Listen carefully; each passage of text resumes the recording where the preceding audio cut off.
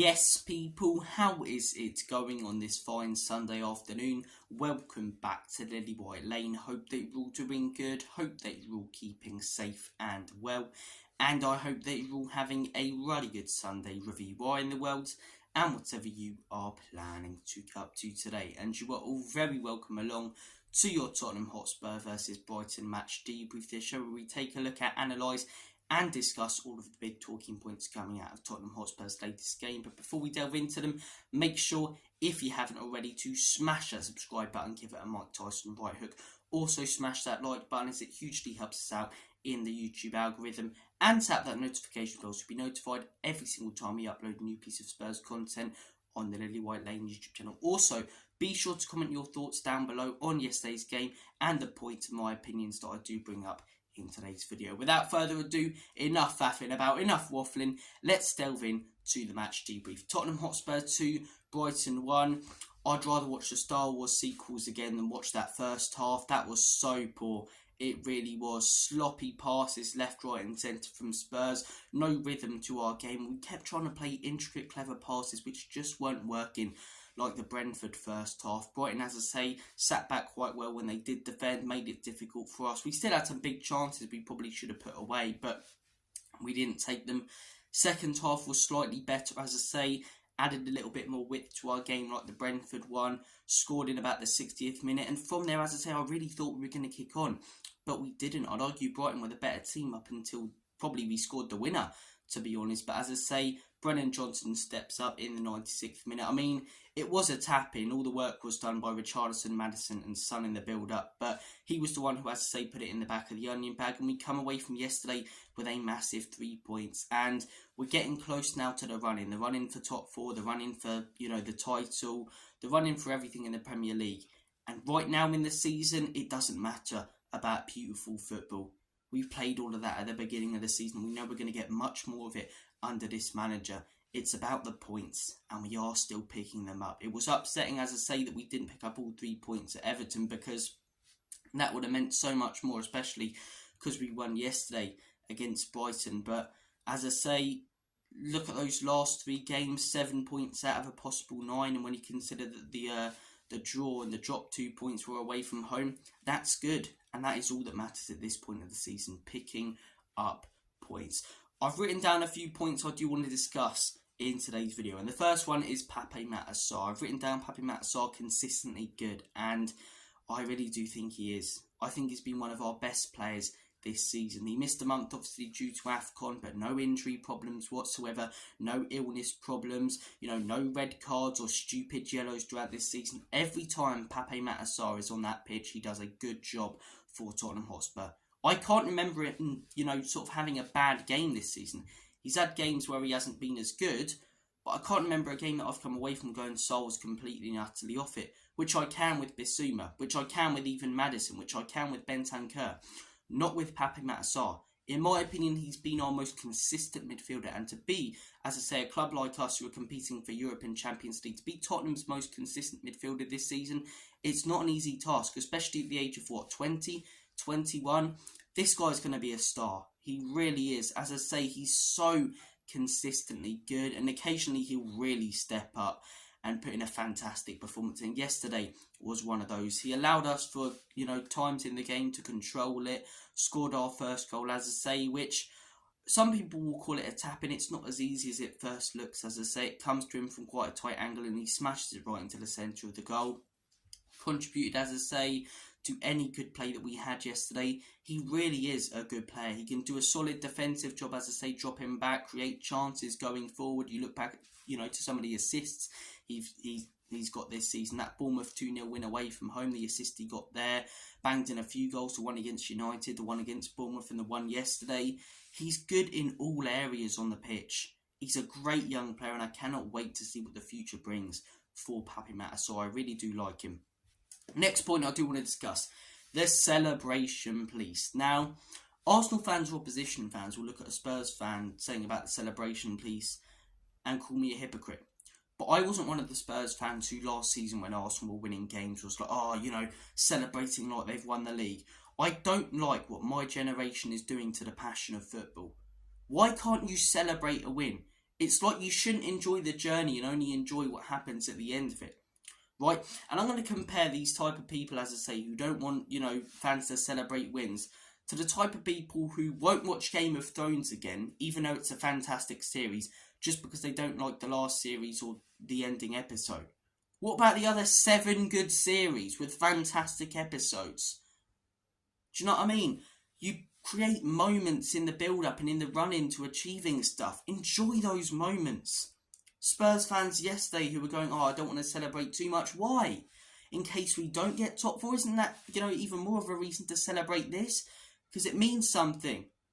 We're making moments together as a fan base, connecting as a fan base. I know that sounds cheesy, but, I don't like it when fans are like, celebration, please, or celebrating like they've won the league. Whenever a team wins a game now. If Arsenal win against West Ham and Arteta, as I say, punches the air like Jurgen Klopp and gets a bit excited on the touchline, people will say, acting like they've won the league. No, they've won a big game. Are they not allowed to celebrate it? A team's just not allowed to celebrate wins or getting points until they actually achieve something at the end of the season. Of course, that's what every team's aiming for. But it's the moments that get you there. We had a big one yesterday by scoring the last-minute winner. And fans, again, opposition fans, even some Spurs fans being cautious because they don't want to be called out like Arsenal fans were last season. Just enjoy the win, man. Enjoy the win. As I say, you're going to watch a film and go, I'm not going to enjoy the 2 hours and a half of this until we get to the last 10 minutes. So, if the ending's good, then I'll enjoy it. No, you're going to enjoy the film. And then if the ending's bad, you're going to be a little bit disappointed.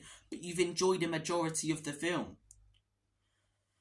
Celebration, please. It annoys me. It really does annoy me. When Arsenal were winning games last season, I didn't like it. Acting like they've won the league. Why are they celebrating like this? Because they're top. They're creating moments as a fan base. Liverpool, when they've won games this season, acting like they've won the league. It's just stupid, man. And it's my generation, the Twitter generation, who are faceless and have pictures of like Martial or Ronaldo or something as their profile picture. And they've got names like RK_12, 15, 17, whatever. What a ratio, bro. Do one, man. It's just celebrate wins. Why can't you celebrate wins as a fan base? Yesterday, some of our fans were cautious to celebrate. It's a last-minute winner. Who gives a monkeys what happened in the game, man? Celebrate the last-minute winner. But they're scared in case some knobhead comes and goes, shouldn't be celebrating like that. Celebrating like you've won the league. Carragher, I think he's a good pundit. I think he speaks a lot of sense. But last weekend, just get down the tunnel. They're not like lifting an imaginary cup, the Arsenal players, towards their fans. He was taking a photo with a cameraman, having a bit of fun because they've won a massive game against Liverpool. It's ridiculous, man. Some of football's best moments are huge celebrations. And the celebration piece are taking the passion out of it. Think about manager Jose running down the touchline, managers properly showing their emotion, players. That's what football's about, man. The passion and the emotion.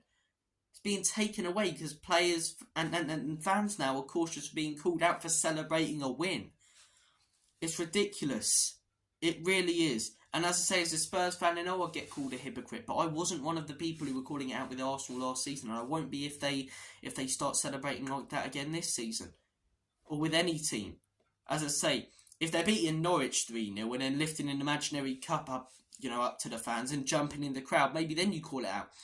Arsenal last week was celebrating a win against Liverpool and were called out for it. We yesterday were celebrating a win against Brighton and were called out for it.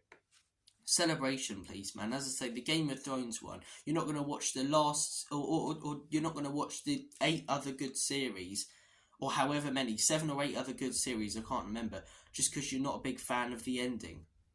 Even though the rest of it was great. Peaky Blinders, the last series weren't great, the first 5 were brilliant. But you're not going to watch them again because you didn't really like the ending that much. Does my head in. Look, the next thing we are going to discuss is the pressure that we've put on Aston Villa and Manchester United. And this is why yesterday was a massive game, as I say. If we would have dropped points, Man United would have come into today going, that's an opportunity. Villa would have come in today going, that's an opportunity for us to capitalise on. The teams below us, like West Ham and Brighton, who would have won yesterday, if we had dropped all 3 points, would have gone, That's an opportunity. Instead, no matter how we done it, we got the points. We got the points. Last weekend, we were the better team than Everton. We came away with a point. This weekend, I'd argue that both teams were pretty even, but maybe Brighton were a little bit sharper than Spurs. Spurs were the ones who came away with the 3 points. That's all that matters at this point in the season, because now you're looking at that Villa versus Man United game. If Man United lose, could they potentially be out of the top 4 race? 9 points off is going to be hard for them.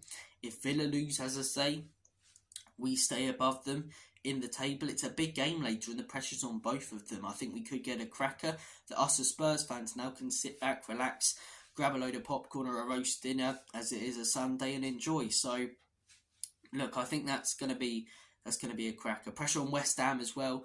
Pressure on the teams around us, which, as I say, we need to do. We don't need to worry about other teams' results until we get our own. And we did this weekend. And we've got 2 home games coming up now. Wolves at home.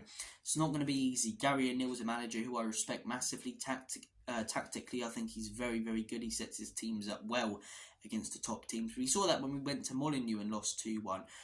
Man City went there and lost 2-1. They beat Chelsea 4-2. They're no mugs, Wolves.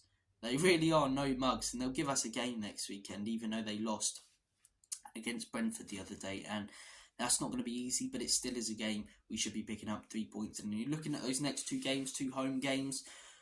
Wolves, Crystal Palace, both at home. We take 6 points out of them, 9 points out of a possible 9 in this nice little home one that we've got.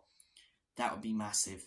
That really would be massive. It's frustrating the next few games are 3 o'clock kickoffs, but as I say, 3 points in the next few would be huge, and hopefully we can pick them up. And look, as I say, that's pretty much most of the stuff I did want to discuss. One more person, Brennan Johnson, scored the winner yesterday, right? Credit where it is due. But I think, as I say, that goal comes from Son, Richarlison and Maddison. He's in the right place at the right time, I get that. But does he contribute enough to play for me? No. Is he good enough for me? I don't think so. And we did bring him on. Yes, we got the winner late on, but any momentum that we had that Kulusevski was actually building on the right completely went. I'm not a fan of Brennan Johnson. I get the argument of, he wasn't expecting to play this much first team football this season. He was brought in as a squad player and as a young player. But he was playing consistent first team football at Nottingham Forest. And if you're a young player, you look at an opportunity like this as a golden one, where wingers are getting injured, and you take your opportunity if you want to be a top player. Brennan Johnson, for me, he's just not at the standard we want. This season, he can do, but next season, the season after, where we want to be contending with the top teams, for me, he's not even a good enough squad player. I'm not a fan of him. He looks far too clunky on the ball, slow. As I say, it's just a complete lack of confidence. And I get the argument, if he gets it like Richarlison, but opportunity after opportunity after opportunity in the first team with quality players surrounding him, and he hasn't stepped up. Scored a goal against Wolves, scored one today, scored one against Brentford, but you look at all of those goals come from the creation and brilliant moments, by the likes of Sonny and Porro and Richarlison creating those goals for him. They're all tap-ins pretty much. He needs to step up more if he gets another opportunity, and that's one thing I will slightly criticise Andrew Postecoglou for, this sort of love affair with Brennan Johnson. I think Kulusevski is a far better player, has won us far more games and got us far more points this season. He needs to be the one who starts on the right-hand side, in my opinion. But look, you guys may have different opinions on Brennan Johnson to me. You may have different opinions on everything that I've discussed, and if so, I want to hear them in the comment section down below. So be sure to comment your thoughts and opinions down on everything that I have said in this video, from Papi Matasar to the celebration, please, to the pressure we've put on Villa and United and the top 4 race, to the tactical changes that we probably need to make in the future. And that's one final thing I do want to discuss. I nearly skipped over that. I don't want us to become a predictable team. And what I mean by that is Brighton and Brentford came to our place, set up very similarly in the first half, and both went in at half-time 1-0. If we do this against a top team and they go in 1-0, it's a different kettle of fish. It's a different ball game, and maybe we don't bring it back. For me, as much as I love Andrew Postecoglou, at times he needs to add a little bit more width to our game, depending on the opposition. I think next week against Wolves, we're going to need to, have our wing-backs, in my opinion, overlapping instead of inverting into the midfield to cross in the ball more, to create more opportunities. Because if we invert them, as I say, in that first half, Wolves are going to look at what Brentford did in that first half. They're going to look at what Brighton did in that first half. And yes, we got the win in the second half, but they're going to go, okay, stay tight, stay narrow. And if they head in at half-time with a 1-0 lead, they'll know not to add more width to their game in the second half and stay how they did in the first. And maybe we don't come away with all 3 points. So tactically, I love Ange Postecoglou, the system that he's playing, how excited he's got us as Spurs fans. But for me, there needs to be a little bit of change next weekend. But look, guys, thank you for watching this video. Hope you I cannot speak. Hope that you're all having a smashing weekend. And Super Bowl's on later. If you guys are going to watch that, drop me a message. As I say, your thoughts and opinions on that. I might stay up for it. But look, as I say, big weekend of sport, and we can sit back, relax, and enjoy it now as Spurs fans because we got the job done. Thank you for watching this video. Take care. All the best. Have a smashing rest of your day and weekend. And as always, Nick and Levy out. Come on, you Spurs. In Big Ange, we trust.